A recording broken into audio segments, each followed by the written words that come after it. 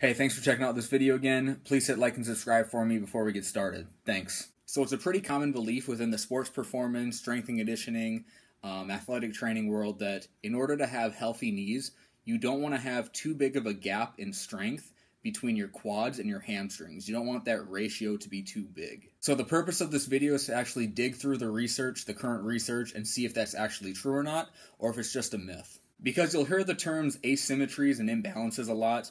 Asymmetries between the posterior and the anterior side of the body, how that's going to cause some sort of injury if you have some sort of imbalances or asymmetries or left and right side of the body. And a lot of that actually hasn't been researched well enough for us to make a definitive case for or against.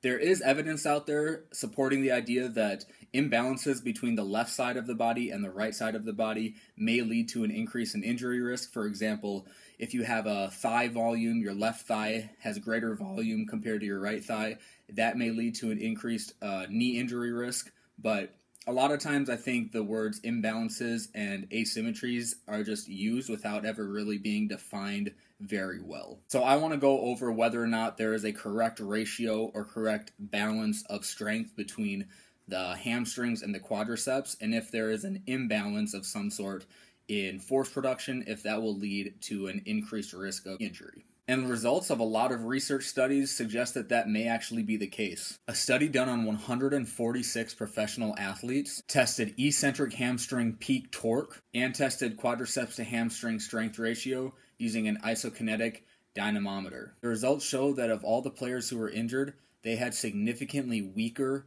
hamstrings compared to their quadriceps and just hamstrings in general. According to the authors, we observed that uninjured players had significantly stronger isokinetic hamstring peak torque and higher hamstrings to quadriceps ratios at various modes and speeds. And moving on to a second study, looking at strength deficits in the hip extension and eccentric hamstring strength within elite sprinters. This study concluded that hamstring injuries in elite sprinters was associated with weakness during eccentric action of the hamstrings and weakness during concentric action of the hip extensors. Without going into too much detail of every single study that's been published, it seems like training the hamstrings to be strong, especially in the eccentric action, seems like a good idea.